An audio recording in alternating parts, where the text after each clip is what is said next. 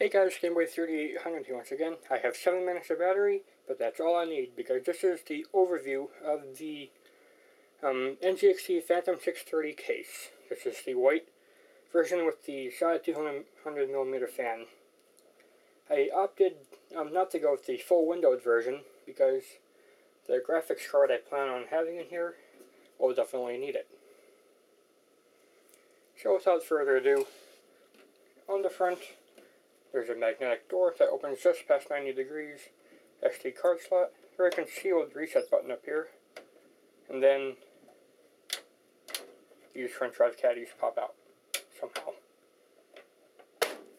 Inside the front mesh here is a 200mm front intake fan that can be replaced with either dual 120s or dual 140s. However, the top fan would be partially blocked off by this, so I recommend just the plain old 200mm in there.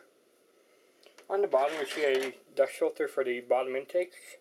This is used mainly for a radiator when you go liquid cooling on this. There's another radiator spot on the top.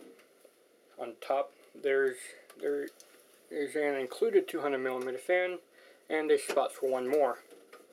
Also, in their same spots, and you can put up to a 360mm radiator. You can also fit a 280 and 240 and 120 and 140mm radiators. Taking off the side thumb screws, we can get inside this. You can see the other 200mm fan that's included on the side. And inside one of the hard drive cages, it was in the hard drive cage, there's this little box. It just houses all your screws and little bags and stuff for the whole case.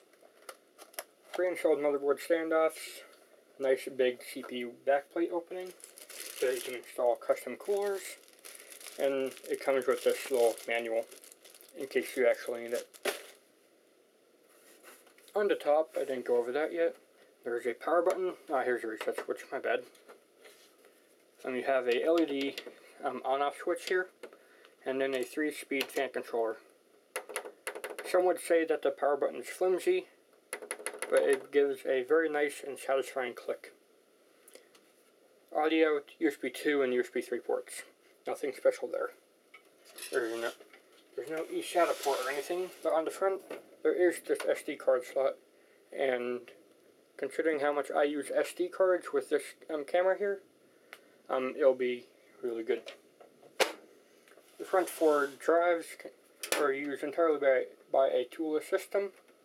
That's very easy to use. Inside the case, you can see this here fan adjustment that can fit a 120 or 140mm fan, and you can point that up towards your CPU area, or you can point it towards your graphics card area, which is what I'll be doing. On the back, you see this 140mm rear exhaust fan that, to my displeasure, it rattles. I'm probably just going to have to tighten down the screws, but, it's something I shouldn't have to deal with. Especially for the $180 price tag of this case. I would expect better. Taking out the left side panel, the steel is a very nice white, and the plastic is a near matching white, almost no color difference, which is very nice for those nitpicky people. Hard drive caddies are entirely toolless, however they're weak and flimsy, and don't use them.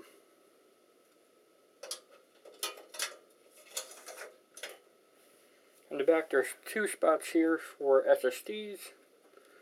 Take out the thumb screw, and then you can mount your SSD onto the 4 screws there. Put it back in, and then secure it with the thumb screws, and hopefully do a better job than I'm doing. Also on the back is this 10 fan connector, because a 3 fan speed controller up top can control up to 10 fans with this hub here. It's screwed in, which is nice. And also screwed in are all the drive caddies, so that it's all completely modular, and you can put in only what you need. So you can take out the bottom 2 drives and have only this one in place, have the the fan facing up so that it goes directly to the graphics card, and the intake coming in is much more cleared out. It's a very well designed system. You can also take out this bottom part here, held in by 4 screws it looks like, and you can put in a bottom 240mm rad. And that's pretty much it. All the rubber grommets are very nicely placed. And here you get your front panel connections, 2 USB connections, front audio, which is no longer using old AC97, it's just old HD audio now. And then you have a USB 3 adapter, well, USB plug, with no USB 2.0 adapter, so those with non-compatible motherboards will be left out. And companies really should stop doing that. And that's about it. 9 PCI slots, a lot more venting on the side here. Rattling fan. You can see if I hold the fan down, it still does it. It's probably also the PCI brackets that are all vented, which is nice.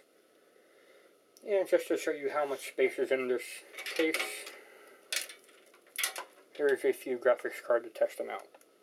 It will fit a card like the GTX 670 just fine, with plenty of room to spare, as you can see. Using a similarly sized GTX 275, you can see that it will also fit, no problem, even with the fan installed. And then even longer cards like this 7970 will fit just fine, even with the fan installed. So there you go. That's the quick overview of this case with no time left. So thanks, Gameboy out, see you next time.